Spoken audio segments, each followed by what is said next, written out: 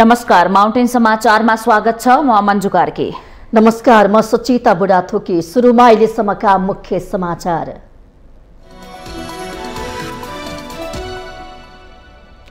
नेपाल र चीन बीच विभिन्न 9वटा समझदारी पत्रमा हस्ताक्षर। पोखरा क्षेत्रीय अन्तर्राष्ट्रिय विमानस्थलको चाबी चिनिया विदेश मन्त्री वाङद्वारा प्रधानमन्त्री देउवालाई हस्तान्तरण।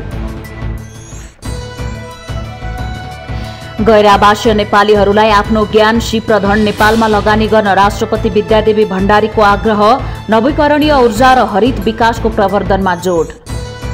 स्थानीयलाई विकासको जिम्मेवारी दिन आवश्यक रहेको प्रधानमन्त्री शेरबहादुर देउवाको भनाई।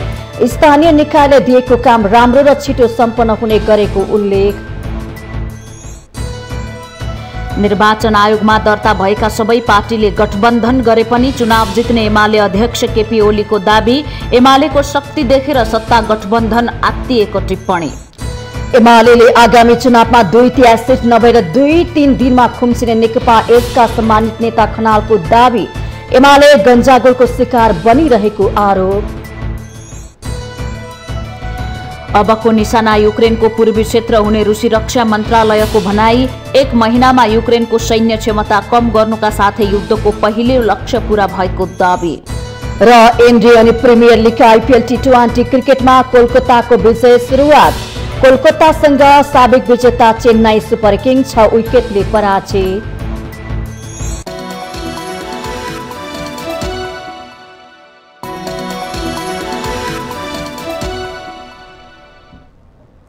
अब समाचार विस्तारमा। नेपाल र चीन सरकार बीच 9वटा समझदारी पत्रमा हस्ताक्षर भएको छ। चीनका स्टेट काउन्सिलर तथा विदेश मन्त्री वाङ यीको नेपाल भ्रमणका क्रममा शनिबार सिंहदरबारमा परराष्ट्र मन्त्री नारायण खड्का र 2 देशका प्रतिनिधि मण्डल बीच भेटवार्ता भएपछि नेपाल र चीन सरकार बीच 9वटा समझदारी पत्रमा हस्ताक्षर भएको हो। समझदारी पत्रमा नेपाल चीन अन्तर्देशीय रेल निर्माणको सम्भाव्यता अध्ययन, नेपाल चीन अन्तर्देशीय विद्युत प्रसारण लाइन निर्माणको सम्भाव्यता अध्ययन, नेपालमा उत्पादित सामग्रीलाई भन्सार छुट दिने सहितका सम्झौताहरू रहेका छन्। त्यसैगरी नेपालमा उत्पादन भएको हेलेग घाँस निर्यात, नेपाल चीन बीच आर्थिक तथा प्राविधिक सहयोग, अरनिको राजमार्ग मर्मत सम्भार सम्बन्धी दीर्घकालीन परियोजनाको तेस्रो चरण सञ्चालन गर्ने सम्बन्धी सम्झौतामा हस्ताक्षर भएको छ। परराष्ट्र मन्त्री नारायण खड्का र चिनिया विदेश मन्त्री वाङमा उपस्थितमा चीनको आर्थिक तथा प्राविधिक सहयोग सम्बन्धी सम्झौता र अन्तर्देशीय रेल निर्माण सम्बन्धी सम्झौतामा अर्थ मन्त्रालयका सचिव मुध कुमार मरासिनी र नेपालका लागि चिनिया राजदूत हाउ याङसी बीच हस्ताक्षर भएको छ। यसैबीच प्रधानमन्त्री शेरबहादुर देउवा र चिनिया विदेश मन्त्री वाङ यी बीच भेटवार्ता भएको छ। प्रधानमन्त्री निवास बालुवाटारमा भएको भेटवार्तामा विदेश मन्त्री यीले पोखरा क्षेत्रीय अन्तर्राष्ट्रिय विमानस्थलको चाबी प्रधानमन्त्रीलाई बुझाउनु भएको छ। चिनिया ऋण सहयोगमा पोखरा विमानस्थल विस्तारको काम भएको थियो। पोखरा विमानस्थल विस्तार तथा स्तरोन्नति भएपछि यसलाई अन्तर्राष्ट्रिय विमानस्थल बनाइएको छ।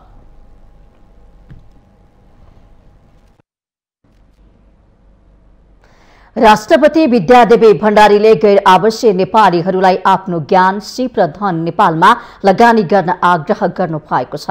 शनिबार 10औं गैर आवासीय नेपाली विश्व सम्मेलनलाई सम्बोधन गर्नुहुँदै राष्ट्रपति भण्डारीले गैर आवासीय नेपालीहरूलाई आफ्नो ज्ञान, सिप र धनलाई रोजगारी, पुँजी र उत्पादकत्व वृद्धि हुने क्षेत्रमा लगानी गर्न आग्रह गर्नु भएको हो। उहाँले नवीकरणीय ऊर्जा र हरित विकासलाई प्रवर्धन गर्ने गरी लगानी गर्नुपर्नेमा जोड दिनु भएको छ। उहाँले गैर आवासीय नेपालीहरूको ज्ञान, सिप, पुँजी र सञ्जाललाई देशको आर्थिक सामाजिक विकासमा उपयोग गर्ने सरकारको नीति रहेको पनि उल्लेख गर्नुभयो। र सञ्जाललाई मुलुकको सामाजिक आर्थिक विकासमा उपयोग गर्ने नीति नेपाल सरकारले अवलम्बन गरेको छ। अध्ययन, व्यवसाय र रोजगारीका सन्दर्भमा विदेश गई तपाईहरूले मेहनतपूर्वक आर्जन गर्नुभएको ज्ञान, सिप र धनलाई नेपालमा रोजगारी, पुँजी र उत्पादकत्व वृद्धि हुने क्षेत्र खोजेर लगानी गर्न मेरो आग्रह छ। राष्ट्रपति भण्डारीले संविधानले गैर आवासीय नेपालीहरूलाई आर्थिक, सामाजिक र सांस्कृतिक अधिकार सहितको गैर आवासीय नेपाली नागरिकता प्रदान गर्ने परिकल्पना गरेको उल्लेख गर्दै आवश्यक कानूनको निर्माण पश्चात सो व्यवस्था लागू हुनेमा विश्वास व्यक्त गर्नुभयो। गैर आवासीय नेपाली संघ NRNA-मा 3 जना अध्यक्ष बन्ने निश्चित भएको छ। 10औं महाधिवेशनमा 3 जना अध्यक्ष हुने अध्यक्ष कुमार पन्तको प्रस्ताव हालबाट पारित भएको हो।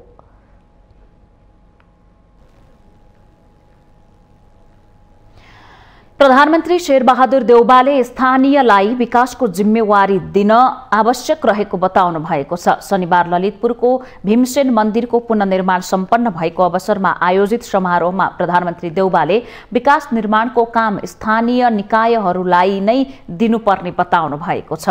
उहाँले विकास निर्माणको काम स्थानीय सरकारलाई दिएकोले अधिकांश काम राम्रो र छिटो तथा गुणस्तरीय ढंगबाट सम्पन्न भइरहेको उल्लेख गर्नु भएको छ। विकास काममा जिम्मेदारी दिनु अति आवश्यक हुनेछ जस्तो लाग्छ। अनि ठाउँमा राम्रो काम पनि भएको छ, सबै ठाउँमा भन्नु सकिँदैन। यसका युनेस्को विश्व सभ्यता सूचीमा पालन राष्ट्रमा अवस्थित सबै व्यापारीका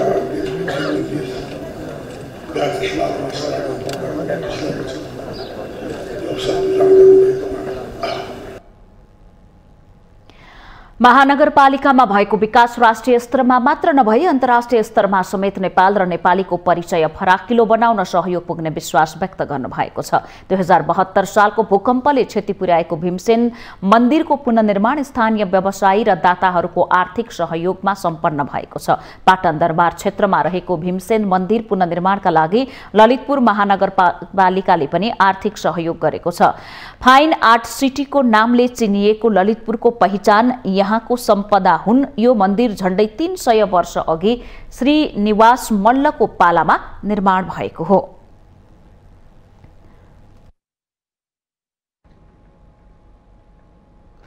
एमाले अध्यक्ष केपी शर्मा ओलीले निर्वाचन आयोगमा दर्ता भएका सबै पार्टीहरूले गठबन्धन गरे पनि चुनाव जित्ने दावी गर्नु भएको छ। शनिबार काठमाडौँमा नेकपा एमाले उद्योग व्यवसाय विशेष जिल्ला कमिटिको प्रथम अधिवेशन उद्घाटन समारोहलाई सम्बोधन गर्दै अध्यक्ष ओलीले निर्वाचन आयोगमा दर्ता भएका सबै पार्टीहरू एकमुष्ट रूपमा आए पनि एमालेले एक्लै चुनाव लडेर जित्ने दावी गर्नु भएको हो। अध्यक्ष ओलीले गठबन्धन गर्न खोजेको औलाउँदै प्रधानमन्त्री तथा नेपाली कांग्रेसका सभापति शेरबहादुर देउवा एमालेको पाखुरा देखेर छक्क परेको टिप्पणी गर्नुभयो। नेकपा एमाले अनेक क्षेत्रमा एउटा फरक ढङ्गले अगाडि बढ्ने, फरक ढङ्गले राष्ट्र निर्माणको अभियानलाई अगाडि बढाउने त्यो पार्टी हो। त्यसकारण योसँग डराएर अरूहरू एकजुट हुने र यसका विरुद्ध लाग्ने काम गरिरहेछ। मलाई सन्तोष लागेको छ। एक्लै एमालेसँग आउँछु भन्ने आँट, भिड्छु भन्ने आँट कसैले गरेका छैन चुनावमा। एमाले राष्ट्रवाद र देशभक्ति धारको नेतृत्व गर्ने पार्टी भएको भन्दै ओलीले एमसीसीको सन्दर्भमा विदेशीसँग साँठगाँठ गरेर माओवादी केन्द्रले जनतालाई छल्ने काम गरेको आरोप पनि लगाउनुभयो। राष्ट्रघाती छ भनेर कराउने, बाहिर कार्यकर्ता उचाल्ने, सडक भत्काउन लगाउने, ढुङ्गा हान्न लगाउने, मारामार गर्न लगाउने, भित्र आफूहरूले हुन्छ भनेर हात उठाएर ताली बजाएर पार्टी एक थरीलाई पास गर्नै हुँदैन भनेर सडकमा उतार्ने, आफैले सडकमा नारा लाउँदा त्यो चाहिँ नारा नलगाऊ भनेर भन्ने, सुटुक्क एमसीसीलाई पत्र लेख्ने, अनि यो पत्र बाहिर कसरी आयो भन्ने। अध्यक्ष ओलीले देशको आर्थिक समस्यातर्फ इङ्गित गर्दै बैंकहरूसँग ऋण दिने पैसा पनि नभएको प्रसङ्ग कोट्याउनु भएको छ। आफू नेतृत्वको सरकार हुँदा विकास निर्माण गर्न पैसा पुगेको भन्दै उहाँले वर्तमान सरकार आएसँगै आर्थिक सङ्कट निम्तिएको टिप्पणी गर्नु भएको छ। पुँजी पलायन भइरहेको भए पनि सरकारको ध्यान नगएको उहाँको गुनासो छ। निर्माणका कामहरू भए, स्कुल कलेज एकै दिन हामीले 396वटा हस्पिटलको शिलान्यास गर्यौँ, पैसा पुग्छ। 210वटा बाटो, रणनीतिक बाटो र पालिका सदरमुकामहरू जोड्ने बाटो एकै दिन पक्की बाटोका लागि हामीले शिलान्यास गऱ्यौँ, पैसा पुग्छ। हवाई मैदानहरू निर्माण गऱ्यौँ, पैसा पुग्छ। हामी सरकार छोड्यौँ, पैसा के भएको? 60 जादुगरले जस्तो छैन पैसा, ब्याङ्कमा पैसा छैन। अध्यक्ष ओलीले कृषि र उद्योगको क्षेत्रलाई आधुनिकीकरण गर्नुपर्ने बताउनु भएको छ। देशलाई आधुनिक, विकसित र उद्यमी बनाउनु पर्नेमा उहाँले जोड दिनुभयो।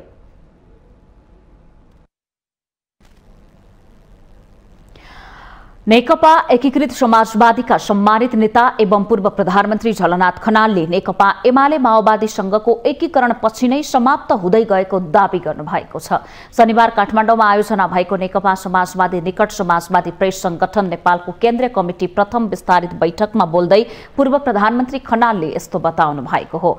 उहाँले नेकपा एमाले भनेको इतिहास भएको भन्दै अहिले नेकपा एमालेका अध्यक्ष केपी शर्मा ओलीको नेतृत्वमा रहेको पार्टी दक्षिणपन्थी अवसरवादको गुट भएको आरोप लगाउनु भएको छ। पूर्व प्रधानमन्त्री खनालले नयाँ गुटले अहिले पनि देशभर नेकपा एमाले हौ भनेर भ्रम छर्ने काम गरेको पनि बताउनु भएको छ। उहाँले नेकपा एमालेमा रहेका नेता तथा कार्यकर्तालाई जनताको साथ दिइरहेको पार्टी नेकपा एकीकृत समाजवादीमा आउन पनि आग्रह गर्नुभएको छ। उहाँले एमालेले आगामी चुनावमा 2/3 सिट नभएर 2-3 सिट मात्र ल्याउने दावी गर्नुभएको छ। अहिले देशभरि भ्रम छरिरहेको छ यो नेकपा एमाले हो भनेर। हामीले बनाएको नेकपा एमाले त्यो होइन। यद्यपि थुप्रै साथीहरू अहिले पनि नेकपा एमाले भित्र हामीले तन्त्र मन्त्र सुनाएका, हामीले चाहिँ शिक्षित गरेका, प्रशिक्षित गरेका थुप्रो साथीहरू त्यहाँभित्र पनि हुनुहुन्छ। भ्रमदै बस्नुभएको छ।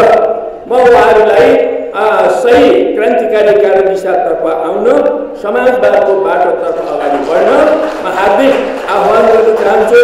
अब त्यसले जतिसुकै फुर्ती गरे पनि 2-3 होइन, त्यसको उल्टो 2-3 वटा चाहिँ हुन सक्छ।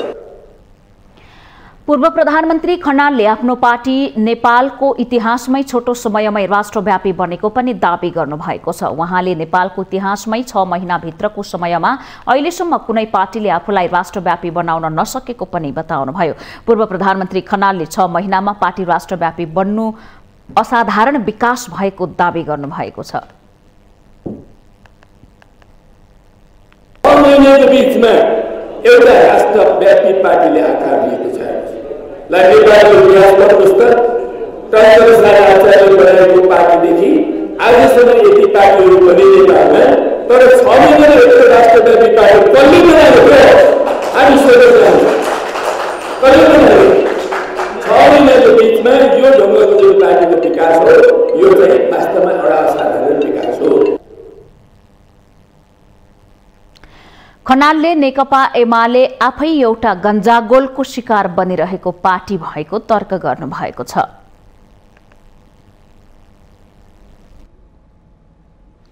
नेपाली कांग्रेस केन्द्रीय कार्य समितिको जारी बैठकमा चुनाव लक्षित गठबन्धनको पक्ष र विपक्षमा बहस भएको छ। विशेष गरी संस्थापन पक्षका नेताहरूले चुनावी गठबन्धन आवश्यक रहेको मत राख्दा संस्थापन इतर शेखर कोइराला पक्षको फरक मत छ। शुक्रबारबाट जारी कांग्रेस केन्द्रीय कार्य समितिको बैठकबाट हुने निर्णयले गठबन्धनको भविष्य निर्धारण गर्नेछ। एक रिपोर्ट। नेपाली कांग्रेस भित्र गठबन्धनलाई लिएर मत विभाजन बढ्दो छ। स्थानीय तहको निर्वाचन मिति नजिकिएसँगै कांग्रेसको केन्द्रीय कार्य समितिको बैठकमा गठबन्धनलाई लिएर विचार विमर्श भइरहेको छ। शुक्रबारदेखि सुरु भएको कांग्रेस केन्द्रीय कार्य समिति बैठकमा सभापति शेरबहादुर देउवा पक्षका नेताहरू गठबन्धनको पक्षमा खुलेका छन् भने डाक्टर शेखर कोइराला पक्षका नेताहरू एक्लै चुनाव लड्नुपर्ने अडानमा छन्। प्रदेश 1 का सभापति उद्धव थापा, मध्य प्रदेशका सभापति कृष्ण यादव र बागमतीका इन्द्र बानिया गठबन्धन गरेर चुनावमा जानुपर्ने पक्षमा छन्। कर्णालीका सभापति ललितजङ शाहीले विगतमा जितेको आधारमा तालमेल गर्दा माओवादी केन्द्रलाई धेरै स्थान छाड्नुपर्ने भन्दै विचार गर्न नेतृत्वलाई आग्रह गर्नुभएको छ। थापा नेता कृष्ण सिटौला तथा यादव बानिया र शाही सभापति देउवा निकट मानिनुहुन्छ। शेखर समूहका गण्डकी प्रदेशका सभापति शुक्रराज शर्मा र लुम्बिनीका अमरसिंह पुनले भने एक्लै चुनाव लड्नुपर्ने पक्षमा उभिनु भएको छ। जारी केन्द्रीय कार्य समितिको बैठकमा अधिकांश केन्द्रीय सदस्यहरूले तत्कालको सत्तामोह भन्दा पार्टीको भविष्य हेरेर कांग्रेस गठबन्धनबाट बाहिरिनु पर्ने धारणा राखेको नेता प्रकाश रसाइली स्नेही बताउनुहुन्छ। र पार्टीका नेताहरूले अब एउटा दुईटा निर्वाचनको मात्रै चिन्ता गरेर राज्य सत्तामा बसिरहनका निम्ति गठबन्धन बनाएर कांग्रेसको भविष्य सुन्दर हुँदैन। कांग्रेसको भविष्य जीवन्त सुन्दर बनाउनका निम्ति त कांग्रेसले आफ्नै सामर्थ्य र जनतामा स्थापित हुनुपर्छ। त्यसका निम्ति कांग्रेसका मुद्दाहरू, राजनीतिक मुद्दाहरू, एजेन्डाहरू, हाम्रा परम्परागत सिद्धान्त, मूल्य, मान्यताहरूलाई नै हामीले स्थापित गर्नुपर्ने हुन्छ। त्यो कारणले गर्दाखेरि नेपाली कांग्रेस पार्टी गठबन्धन बेगर नै निर्वाचनमा जानुपर्छ भन्ने पनि पार्टीको केन्द्रीय समितिमा चाहिँ बलियो ढङ्गले उठेको छ। त्यसो त नेपाली कांग्रेसमा पहिलेदेखि नै गठबन्धनलाई चुनाव लक्षित बनाउन नहुने आवाज उठिरहेको छ। पार्टी सभापति शेरबहादुर देउवा लगायत शीर्षस्थ नेताहरूले आवश्यकता अनुसार गठबन्धन गर्नु उचित हुने बताइरहे पनि शेखर समूहका पदाधिकारी तथा नेताहरूले कांग्रेस आफ्नै बलमा चुनाव लड्न सक्षम रहेको बताउँदै आएका थिए। शनिबारकै एक कार्यक्रममा प्रधानमन्त्री तथा पार्टी सभापति शेरबहादुर देउवाले सार्वजनिक रूपमै गठबन्धन तोडे माओवादी र एमाले मिल्ने खतरा रहेको आशंका गर्नु भएको छ। केन्द्रीय कार्य समितिको बैठकमा नेताहरूले तर्क वितर्क गरे पनि पार्टीलाई हित हुने तरिकाले निर्णय गरिने वरिष्ठ नेता रामचन्द्र पौडेलको विश्वास छ। पार्टीले कसैले पनि सितिमिति ल्याउन सम्भव हुँदैन हैन। त्यसकारण कहीँ न कहीँ एलायन्स चाहिँ यो कोलिसनको चाहिँ स्थिति चाहिँ बेहोर्न पर्छ। कोलिसनको स्थिति भोलि गएर बेहोर्नु भन्दा हैन अहिलेदेखि नै चुनावमै चाहिँ जाँदैखेरिमा तालमेल गरेर जान जाति हुन्छ भन्ने कुरा एउटा दृष्टिकोण हो। एउटा आफ्नो पार्टीको भोट आफैसँग राखौँ, अरूसित सम्बन्ध नगरौँ भन्ने अर्को दृष्टिकोण छ। अब त्यसमा पार्टीले एउटा निर्णय लिन्छ। कांग्रेसको स्थानीय तह निर्वाचन लक्षित अभियानमा गठबन्धनको भविष्यबारे कांग्रेस स्पष्ट हुन सकेको छैन। अर्कोतर्फ गठबन्धनमै रहेर जाँदा भागबण्डा मिलाउन पनि दलहरूलाई सकस देखिएको छ। स्थानीय तहमा आवश्यकता अनुसार गठबन्धन गर्ने सम्भावना जीवितै राखेर तत्काल गठबन्धन तोडेको घोषणा नगर्ने कांग्रेस रणनीति देखिन्छ। जारी केन्द्रीय कार्य समिति बैठकको निर्णयपछि मात्र गठबन्धनको भविष्य निर्धारण हुनेछ। माउन्टेन टेलिभिजन एचडीका लागि क्यामेरामा प्रदीप घलानका साथमा सुजन चालिसेको रिपोर्ट। माउन्टेन समाचारमा पालो भएको छ विश्रामको।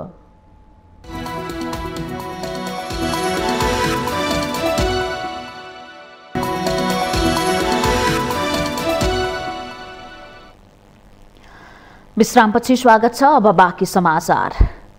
राष्ट्रिय प्रजातन्त्र पार्टी राप्रपाका अध्यक्ष राजेन्द्र लिङदेनले मूलधारका पार्टीहरूले कहिलेसम्ममा देश बनाउन सक्ने भन्ने प्रश्नको उत्तर दिन चुनौती दिनुभएको छ। शनिबार काठमाडौँमा आयोजित कार्यकर्ता भेला तथा पार्टी प्रवेश कार्यक्रमलाई सम्बोधन गर्दै अध्यक्ष लिङदेनले यस्तो चुनौती दिनुभएको हो। उहाँले नेपाली कांग्रेस, नेकपा एमाले र नेकपा माओवादीले कति समयमा देश बनाउन सक्छन् भन्ने प्रश्नको उत्तर उनीहरूसँग नै नभएको आरोप समेत लगाउनु भएको छ। उहाँले आगामी निर्वाचनमा भ्रष्ट नेतालाई भोट नदिने हो भने त्यो खुकुरी र तरवार चलाएको भन्दा ठूलो सजाय हुने टिप्पणी गर्नु भएको छ। अध्यक्ष लिङदेनले अब पनि उनीहरूलाई नै जिताएर देश बन्छ भन्नु मूर्खता भएको उल्लेख गर्दै आफ्नो पार्टीले 5 वर्ष मात्रै नेतृत्व गर्न पाए देशको मुहार फेर्ने दावी गर्नु भएको छ।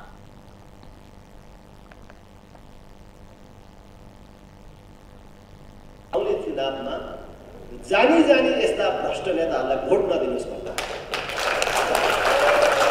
त्यही तपाईँले खुकुरी तरवार चलाएको भन्दा पनि ठुलो सजाय त्यही हुन्छ।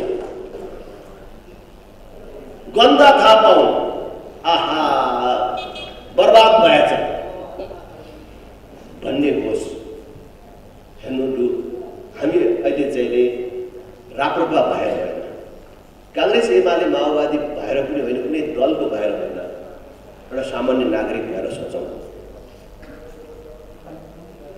यिनै नेतालाई, यिनै पार्टीलाई भन्दाखेरि तपाईँले पार्टी पनि सम्झिहाल्नुभयो, नेता पनि सम्झिहाल्नु।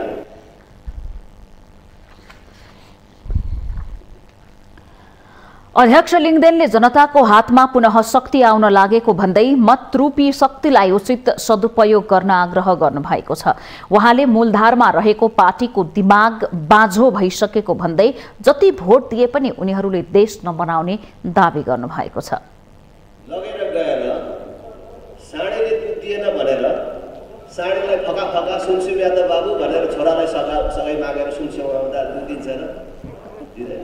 यसले त बदमास गरे एक दुई सिर्जना लाउनु पर्यो, सिर्जना लाए पनि दिँदैन, दाना थपिदिए पनि दिँदैन, किनभने साँडेको धर्म नै दुध दिने होइन। आज यी पार्टीहरू त्यही भए कि यिनीहरूलाई जतिचोटि तपाईँले भोट दिए पनि अब देश बनाउँदैन। उनीहरूको दिमाग बाँझो भइसक्यो।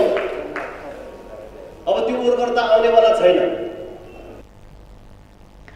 अध्यक्ष लिङदेनले राप्रपालाई एकपटक सरकारको नेतृत्वको जिम्मा दिएर हेर्न पनि आग्रह गर्नुभएको छ।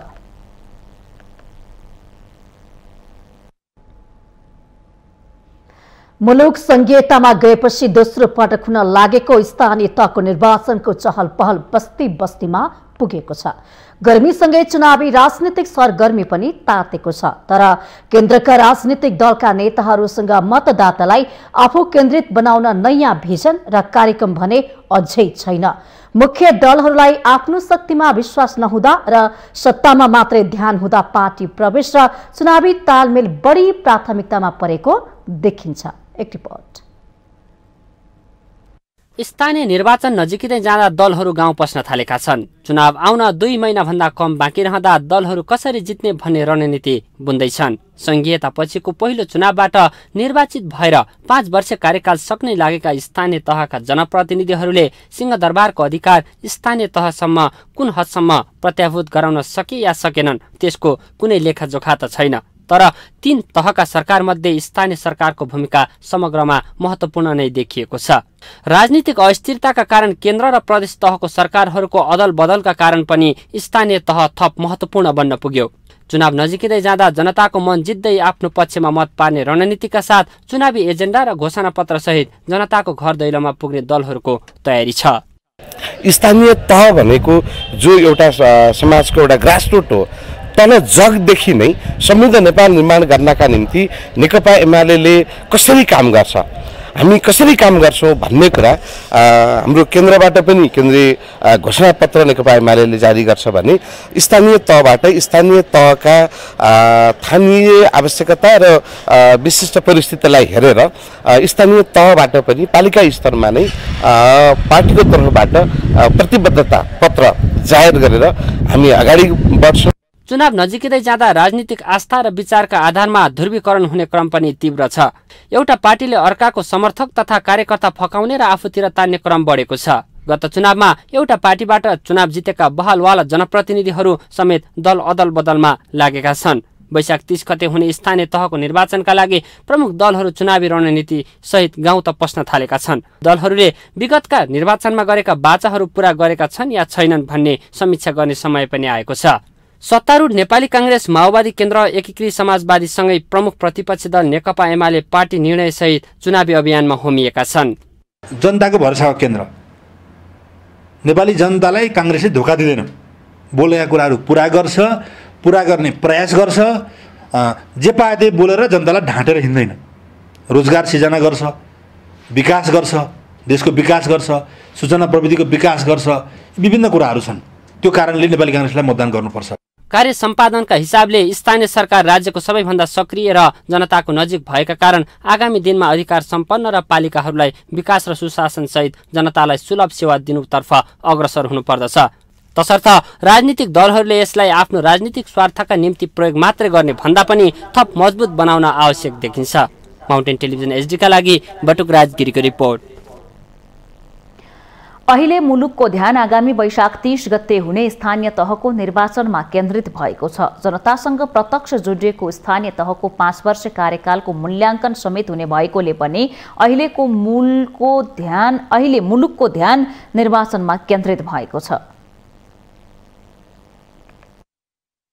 स्थानीय तहको दोस्रो कार्यकालका लागि हुने निर्वाचन नजिकैसँगै दलका नेता कार्यकर्ता गाउँ गाउँमा पुगेर जनतालाई फकाउन व्यस्त छन्। नेपालको इतिहासमा केन्द्रीय शासन व्यवस्थालाई स्थानीय स्तरमा अधिकार दिएर संविधान जारी गरिएपछि यसलाई व्यवस्थापन गर्ने क्रममा पहिलो अभ्यासको लेखाजोखा हुने बेला हो यो। स्थानीय सरकारको पहिलो कार्यकाल भएको जनअपेक्षा अनुरूप सबै काम अवश्य पूरा हुन सकेको छैन। स्थानीय सरकारलाई पूर्ण रूपमा कार्यान्वयनमा लैजान तीनवटै तहका सरकारको जिम्मेवारी हुने सरकारवालाहरूको भनाइ छ।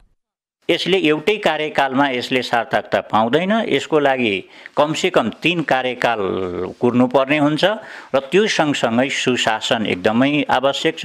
भ्रष्टाचार हुनु भएन। संघीय सरकारले स्थानीय तहको लागि स्थानीय सरकारको लागि दिनुपर्ने ऐन कानुन समयमै दिन सकेन एउटा।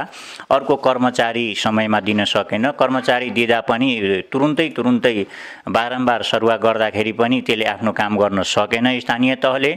स्थानीय सरकारहरूलाई समृद्ध बनाउन नगरपालिकाहरूलाई सुविधा सम्पन्न बनाउने अभियानमा जुटिरहेको काठमाडौँको कागेश्वरी मनोहरा नगरपालिकाका मेयर कृष्ण थापाको अनुभव छ। भएका शहरलाई अझै व्यवस्थित बनाउने र ग्रामीण भेगका जनतालाई अति आवश्यक खानेपानी, शिक्षा, स्वास्थ्य जस्ता क्षेत्रको विकाससँगै शहरोन्मुख गाउँ बनाउने सदैव प्रयास गरिरहेकै अवस्थामा पनि स्थानीयहरूको गुनासो भने आइरहेको उहाँको भनाइ छ। अहिले तपाईको सिंहदरबारको अधिकार घर घरमा जुन भन्ने छ वास्तवमा त्यो चाहिँ म चाहिँ सही भन्छु है। जनप्रतिनिधि चाहिँ जिम्मेवारी हुने हो हैन। त्यो 5 वर्ष हामीले कार्यकाल पुरा छौं। त्यसको मूल्याङ्कन चाहिँ अब पार्टीले हामीलाई मूल्याङ्कन गर्ने कुरा र टिकट दिने कुरा भयो। अर्को कुरा जनताले पनि विश्वास गर्ने कुरा चाहिँ अब त्यो बेला रिजल्ट देखिन्छ क्या। अहिले चाहिँ हामीले चाहिँ गरेको कामको मूल्याङ्कन त्यो बेला देखिन्छ। यो चाहिँ तपाईँ गभर्नमेन्टले पनि त्यो धेरै योजना हैन, थोरै योजना दिने हैन र धेरैलाई लाभ हुने खालको योजना छान्नुपर्छ। स्थानीय तहको निर्वाचनलाई लक्षित गर्दै नेताहरूले निहित स्वार्थ पूर्ति गर्न सत्ताकै पछि भागदौड गर्न भन्दा जनताका लागि सुशासन ल्याउनेतर्फ अग्रसर भए पक्कै पनि स्थानीय सरकार आगामी दिनमा सफल हुने विश्वास गर्न सकिन्छ।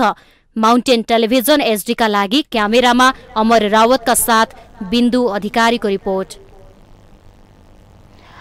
माउन्टेन समाचारमा पालो भएको छ विश्रामको।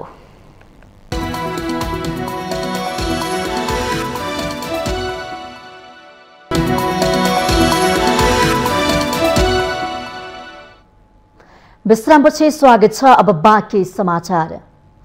दाङको तुलसीपुर उपमहानगरपालिका स्थित अस्पतालको भवन बाहिर नेपाल संस्कृत विश्वविद्यालयको केन्द्रीय आयुर्वेद विद्यापीठ एवं शिक्षण अस्पतालको साइन बोर्ड छ। त्यहाँ शिक्षण अस्पताल हुनुपर्ने कुनै पनि प्रकारको पूर्वाधार भने पाइँदैन। अस्पतालभित्र न ओपीडी सेवा छ न त विद्यार्थीहरूले राम्रोसँग पढ्न नै पाएका छन्। एक रिपोर्ट। दाङको तुलसीपुर उपमहानगरपालिका स्थित नेपाल संस्कृत विश्वविद्यालयको केन्द्रीय आयुर्वेद विद्यापीठ एवं शिक्षण अस्पतालमा अहिले 10औं ब्याचका विद्यार्थीहरू पढ्दै आएका छन्। अहिले अर्को ब्याचका विद्यार्थीहरूको भइभा चलिरहेको छ। त्यही भएर एक सातादेखि यो ब्याचको पढाइ पुरै ठप्प रहेको विद्यार्थीहरूको गुनासो छ। प्र्याक्टिकल राम्रो सिक्नै भएको छैन। मैले साथीको यहाँ डिमान्ड धेरै छ तर त्यस अनुसारको सप्लाई भनेको केही पनि छैन राम्ररी। जस्ट अब कुनै ब्याचको लगभग भाइ यदि भइदियो भने त्यसमा अब हाम्रो कलेजमा भएको टिचर 10-12 वटा हुनुहुन्छ। त्यसमा अब आधी लगभग सबै टिचर भाइमा लगभग बस्दैन हुन्छ। त्यति भएपछि एउटा क्लासको एउटा ब्याचको क्लासै हुँदा पाउँदैन। अहिले 10 ब्याचको त्यस्तै भएको छ। एउटा सबै टिचर भाइमा हुनुहुन्छ, उनीहरूलाई पढाउने एउटा टिचर हुनुहुन्न। अब तिनीहरूको एक हप्ता लगभग बिदै जस्तो भएको। यो जनशक्तिको अभावले गर्दा यस्तो भएको। प्रयोगशाला सञ्चालनका लागि विश्वविद्यालय प्रशासनले जनशक्तिको निर्णय नगरिदिँदा ओपीडी सेवा नै अन्यलमा परेको छ। यता आयुर्वेद विद्यापीठ एवं शिक्षण अस्पतालले भने तुरुन्तै ओपीडी कक्षा सञ्चालन हुने र प्रयोगशाला पनि नियमित रूपमा सञ्चालनमा आउने दावी गरेको छ। सेवा आयोगले विज्ञापनै नगर्दा जनशक्तिको अभाव भएको बताइएको छ। 51 जना शिक्षक प्राध्यापकको दरबन्दी स्वीकृत भएको आयुर्वेद विद्यापीठमा अहिले 12 जना स्थायी प्राध्यापक र 6 जना आंशिक प्राध्यापकले पठन पाठनको काम गरिरहेका छन्। क्याम्पसको भूमिका हामीले अध्ययन अध्यापन गराउने त्यो हामी गरिरहेछौँ। भिसी सरहरू, डाइरेक्टर, रजिस्ट्रार सरहरूले कुरा गर्दा अब आउँछ भन्नुभएको थियो। त्यो सेवा आयोगले गर्ने कुरा, त्यो मेरो अधिकार क्षेत्रभन्दा बाहिरको कुरा। शक्ति छैन त्यसको लागि गएर ताकाता गर्ने मेरो त्यो निकाय हो, त्यो गरिरहेको छु। विज्ञापन निकालेपछि त्यो पत्रिकामा आउँछ। पत्रिकामा आएपछि अब जनशक्तिहरू आयुर्वेदमा छैन भन्न सकिँदैन। धेरै जनशक्तिहरू छन्। अब विज्ञापन आएपछि न हो फर्म फिलअप हुन्छ। प्रक्रियामा जान्छ, त्यसपछि पदपूर्ति हुन्छ। सेवा आयोगले भने केही दिन अघि मात्रै कार्यकारी परिषदबाट केही दरबन्दी स्वीकृत भएर आएकाले शिक्षक प्राध्यापकको विज्ञापन गर्ने तयारीमा रहेको प्रतिक्रिया दिएको छ। कार्यकारिणीले निर्णय गरेर पठाएको छ, हामी अब तत्काल त्यसलाई यो विज्ञापन गरेर फुलफिल गर्नुमा हामी एकदमै आतुर छौँ। अब यो चाँडै नै हाम्रो यो चाहिँ अगाडि बढ्छ। जसले बिरामीहरूको सेवा गर्ने हुन् उनीहरूले विभिन्न बहानामा पूर्ण रूपमा सिक्न समेत पाएका छैनन्। स्वास्थ्य क्षेत्रमा यस्तो लापरवाही हुनु सरकारवाला निकायको गैर जिम्मेवारीपन हो। माउन्टेन टेलिभिजन एचडी का लागि दाङ सहकर्मी विकास नागीको रिपोर्ट। लामो आयु लिएर समाजमा केही गर्न नसक्नु भन्दा छोटो समयमा धेरै काम गर्न सक्नु फलदायी हुने वाङ्मय शताब्दी पुरुष सत्यमोहन जोशीले बताउनु भएको छ। शनिबार ललितपुरमा समाज कल्याण परिषद र राष्ट्रिय ज्येष्ठ नागरिक कोषले संयुक्त रूपमा आयोजना गरेको कार्यक्रममा बोल्दै जोशीले यस्तो बताउनु भएको हो। 100 वर्ष पूरा गरिसकेका जोशीले समाज परिवर्तन र देशका लागि केही गर्ने मानिसहरू आयुमा भन्दा काममा जोड दिन सक्ने हो भने छोटो समयमा नै धेरै कुरा गर्न सकिने बताउनु भएको छ। जोशीले आफू जस्तो ज्येष्ठ नागरिकहरू मुलुकमा धेरै रहेका तर पहुँच नपुग्दा उनीहरू सरकारी सेवाबाट वञ्चित रहेको दुखेसो समेत पोख्नु भएको छ। उहाँले सरकारले हरेक क्षेत्रमा ज्येष्ठ नागरिकका लागि सेवा सुविधा उपलब्ध गराउन आवश्यक रहेको औल्याउनुभयो। कार्यक्रममा 9 पटकसम्म सगरमाथा आरोहण गर्ने छिरिङ पेम्बा शेर्पालाई 10औं पटकका लागि शुभकामना समेत दिइएको छ।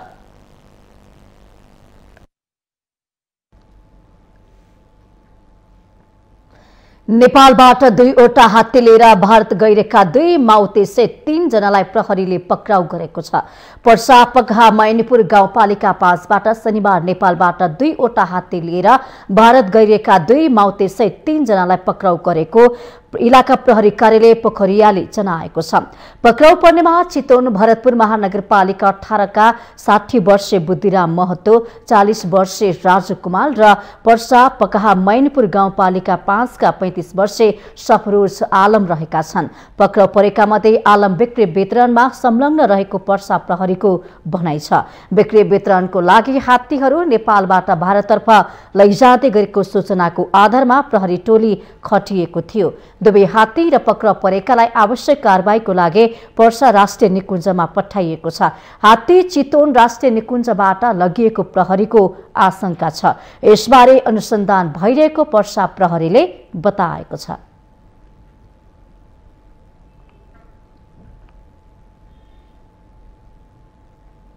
हामीसँग आर्थिक अन्तर्राष्ट्रिय र खेल समाचार बाँकी नै छन्। माउन्टेन समाचारमा पालो भएको छ विश्रामको।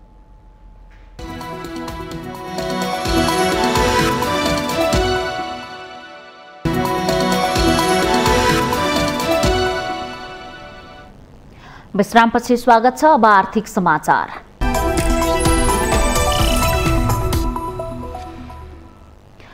सप्तरीको सप्तकोशी नगरपालिकामा बालुवाको अवैध उत्खननबाट करोडौंको राजस्व छली भइरहेको छ। दैनिक प्रशासनको आँखै अगाडि अवैध उत्खनन र राजस्व छली हुँदा समेत स्थानीय निकाय मौन रहेको भन्दै स्थानीय आक्रोशित भएका छन्। सप्तरीको सप्तकोशी नगरपालिका स्थित गंगाजली खोलाबाट दिनहुँ अवैध बालुवा तस्करी भइरहेको छ। अवैध बालुवा उत्खननमा स्थानीय प्रशासन नै सहजीकरणमा लागेको स्थानीयको आरोप छ। गंगाजली खोलामा हुने बालुवा उत्खननबाट विगत 4 वर्षदेखि जनप्रतिनिधिकै सहजीकरणमा करोडौंको राजस्व छली भइरहेको स्थानीयको दावी छ। 4 वर्ष लगभग 5 वर्ष भनौँ न, यो गंगाजली खोला बन्द भएको 5 वर्ष भयो। जब स्थानीय तहको निर्वाचनपछि बन्दैछ, तपाईको जब खोला यो गंगाजली बन्द भएपछि आखिर कर किन काटिरहेछ र त्यो कर काट्ने मान्छे को हुन्? यहाँ ठेकै लागेको छैन भने गंगाजलीको अवैध रूपमा कर काट्ने अनि चोरी छिपी गरेर बालु निकासी गर्ने। नगरपालिकाले समेत यसलाई रोक्न नसकेको स्वयं मेयर उत्तम कुमार शर्माले स्वीकार गर्नु भएको छ। हामीले त्रिजुगा खोला बाहेक अन्य खोलाबाट चाहिँ बालुवा निकाल्न चाहिँ नगरपालिकाले इजाजत दिएको छैन र सकेसम्म हामीले चाहिँ रोक्ने कोसिस गरेका छौँ। तर हामीसँग यो मेनली चाहिँ चोरी निकासी, राजस्व चुहावट लगायतका अवैध चाहिँ कामहरू हेर्ने हाम्रो चाहिँ जिल्ला वन कार्यालयको चाहिँ कार्यालयहरू छ। अनि हाम्रो चाहिँ प्रहरी प्रशासन छ, सशस्त्र प्रहरी छ, त उहाँहरूले पनि यो कुराहरूलाई चाहिँ हेर्ने कुराहरू गरिराख्नु भएको छ भने हाम्रो यता कोसीटप्पु वन्यजन्तु आरक्षण छ। त यी सारा निकायहरूले चाहिँ यी चोरी निकासीलाई चाहिँ नियन्त्रण गर्ने कुरामा चाहिँ सफल नभएको देखिन्छ। अवैध रूपमा बिल काटेरै बालुवा उत्खनन र अवैध बेचबिखन भइरहेको छ। नगरपालिका र एचके बिल्डर्सको बिल बनाएर अवैध निकासीलाई वैध बनाएको प्रमाण समेत फेला परेको छ। प्रत्यक्ष संलग्न भएको आरोप लागेका वडा नम्बर 11 भग्नीका वडा अध्यक्ष डुलेश्वर खड्काको प्रतिक्रिया यस्तो छ। अब चोर्ने मान्छेलाई दिनभरि हामीहरू त्यहाँ बस्न त सक्दैनन्। हाम्रो ट्र्याक्टर होइन, हाम्रो भाइको हो। हामी भाइमा हाम्रो यो खड्का टोल भनेको तपाईँको टोल त यहाँ छ नि त। अब हाम्रो वडामा ट्र्याक्टर छ भने हाम्रै ट्र्याक्टर त्यहाँ जान्छ भन्ने होइन नि। केही अघि वडा अध्यक्ष खड्काका भाइ डुमेश्वर खड्काले सार्वजनिक रूपमै मार्ने धम्की दिएपछि स्थानीय एक पत्रकार प्रहरी चौकी फत्तेपुर पुगेका थिए। हात हालाहालको स्थिति सृजना भएपछि स्थानीय प्रहरीले आगामी दिनमा यस्ता क्रियाकलाप नदोहोर्याउने प्रतिबद्धता सहित डुमेश्वर खड्कालाई माफी माग्न लगाएका थिए। प्रहरी चौकी फत्तेपुरका प्रमुख दीक्ष राईले बालुवा चोरी भइरहेको स्वीकार्दै आफूहरू अवैध निकासी र डम्पिङ हटाउन भरपूर प्रयास गरिरहेको दावी गर्नुहुन्छ। ट्राफिक र नेपाल प्रहरी सहित हामी 3 तह नै लागि परेका छौँ।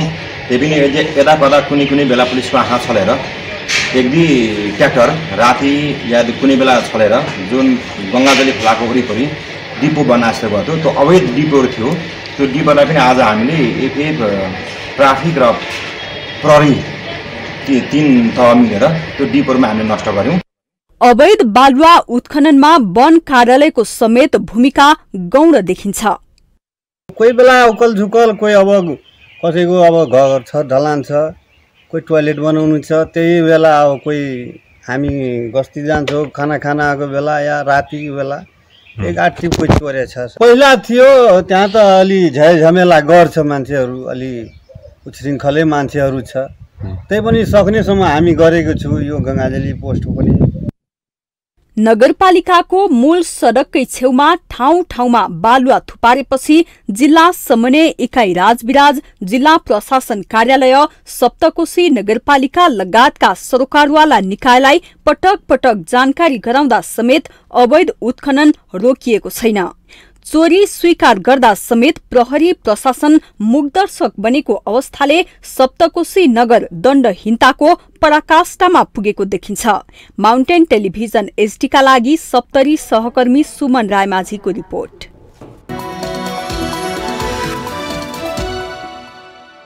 यससँगै हामी समाचारको अन्त्यमा आइपुगेका छौं। जाँदा जाँदै मुख्य समाचार पुनः एकपटक।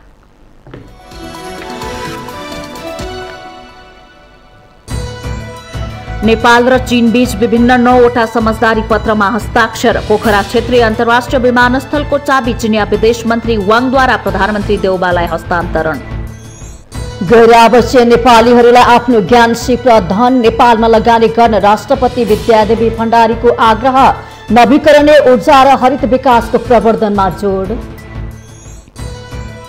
स्थानीयलाई विकासको जिम्मेवारी दिन आवश्यक रहेको प्रधानमन्त्री शेरबहादुर देउबाको भनाई। स्थानीय निकायलाई दिएको काम राम्रो र छिटो सम्पन्न हुने गरेको उल्लेख। निर्वाचन आयोगमा दर्ता भएका सबै पार्टीले गठबन्धन गरे पनि चुनाव जित्ने एमाले अध्यक्ष केपी शर्मा ओलीको दावी। एमालेको शक्ति देखेर सत्ता गठबन्धन आत्तिएको टिप्पणी। एमालेले आगामी चुनावमा 2/3 सीट नभएर 2/3 सीटमा खुम्चिने नेकपा यशका सम्मानित नेता खनालको दावी। एमाले गन्जागोलको शिकार बनिरहेको आरोप। अबको निशाना युक्रेनको पूर्वी क्षेत्र हुने रुसी रक्षा मन्त्रालयको भनाई। 1 महिनामा युक्रेनको सैन्य क्षमता कम गर्नुका साथै युद्धको पहिलो लक्ष्य पूरा भएको दावी। र Indian premier league IPL T20 क्रिकेटमा कोलकाताको विजयी सुरुवात। कोलकातासँग साबिकको विजेता चेन्नई सुपर किङ्स 6 विकेटले पराजित।